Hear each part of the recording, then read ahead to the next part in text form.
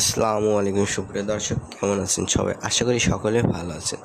তো বরাবরের মতো আবারও চলে আসলাম মালয়েশিয়া কলিং ভিসা আপডেট ও মেডিকেল নিয়ে কিছু কথা বলতে। তো অবশ্যই আমাদের চ্যানেলে যারা নতুন আসছেন চ্যানেলটি সাবস্ক্রাইব করে রাখবেন এবং বেল আইকনটি বাজিয়ে রাখবেন। তো বন্ধুরা, 2026 সালে মালয়েশিয়া কলিং ভিসা নিয়ে অনেকেই নতুন আপডেট জানতে আগ্রহী। বিশেষ করে সবচেয়ে বেশি প্রশ্ন হলো কলিং ভিসা কবে থেকে পুরোপুরি চালু হবে এবং মেডিকেল কবে থেকে শুরু হবে। বর্তমানে বাংলাদেশ ও মালয়েশিয়ার সংশ্লিষ্ট কর্তৃপক্ষ মাধ্যমে ধাপে ধাপে কর্মী নিয়োগের কার্যক্রম এগিয়ে নেওয়া হচ্ছে। তবে এখন পর্যন্ত এমন কোনো সরকারি ঘোষণা দেওয়া হয়নি যে নির্দিষ্ট একটি তারিখ থেকে সব আবেদনকারী মেডিকেল একসাথে শুরু হবে। সরকারি অনুমোদন কোম্পানির ডিমান্ড সেন্টার এবং অনুমোদিত রিক্রুটিং এজেন্সির তালিকা প্রকাশ করার পরে সংশ্লিষ্ট কর্মীদের মেডিকেলের জন্য ডাকা হবে। অনেক সময় সামাজিক যোগাযোগের মাধ্যমে বা ইউটিউবে বিভিন্ন নির্দিষ্ট তারিখ প্রচার করা হয়, কিন্তু এসব তথ্যের সবগুলো সরকারি নয়।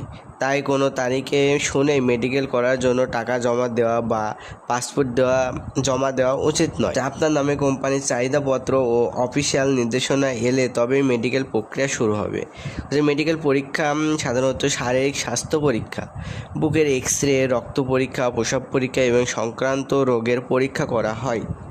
কর্মী শারীরিকভাবে কাজের উপযুক্ত কিনা সেটি নিশ্চিত করার জন্যই এই মেডিকেলটা হচ্ছে বাধ্যতামূলক। মেডিকেলে উত্তীর্ণ হওয়ার পর পরবর্তী ধাপে ভিসা প্রসেসিং ও ভ্রমণের প্রস্তুতি সম্পন্ন করা হয়। যারা মালয়েশিয়া কাজ করতে যেতে চান তাদের উচিত শুধুমাত্র সরকারি অনুমোদিত রিক্রুটিং এজেন্সি বা সংশ্লিষ্ট সরকারি প্রতিষ্ঠানের মাধ্যমে আবেদন করা। দালাল বা অনুমোদিত ব্যক্তির মাধ্যম টাকা লেনদেন করলে প্রতারণার ঝুঁকি থাকে। কোনো ব্যক্তি যদি বলে যে সরকারি ঘোষণা ছাড়াই সে মেডিকেল করে দেওয়া হবে বা নিশ্চিত ভিসা দেওয়া হবে, তাহলে সেই দাবির সত্যতা অবশ্যই যাচাই করা আপনাদের জন্য উচিত। তো সর্বশেষে বলা যায় যে 2026 সালে মালয়েশিয়ার কর্মী নিয়োগের কার্যক্রম চলমান থাকলেও মেডিকেল শুরুর বিষয়টি সবার জন্য একসঙ্গ নয়। এটি কোম্পানির চাহিদা, সরকারি অনুমোদন এবং আবেদনকারীর কেস অনুযায়ী ধাপে ধাপে সম্পূর্ণ হচ্ছে।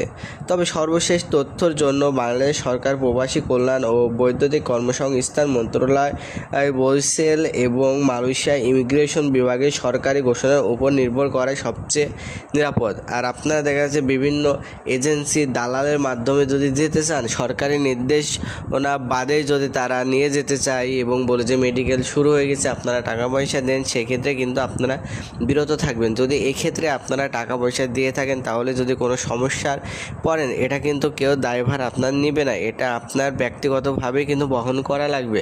তো অবশ্যই সব কিছু যাচাই বাছাই করে আপনারা টাকা পয়সা জমা দেবেন এবং মেডিকেলের জন্য প্রস্তুতি নেবেন। তো বন্ধুরা, আমাদের ভিডিওটি ভালো লেগে থাকলে অবশ্যই চ্যানেলটি সাবস্ক্রাইব করে রাখবেন এবং বেল আইকনটি বাজিয়ে আমাদের সঙ্গে থাকবেন। এখানে আমার ভিডিওটি শেষ করছি বন্ধুরা, আল্লাহ হাফেজ।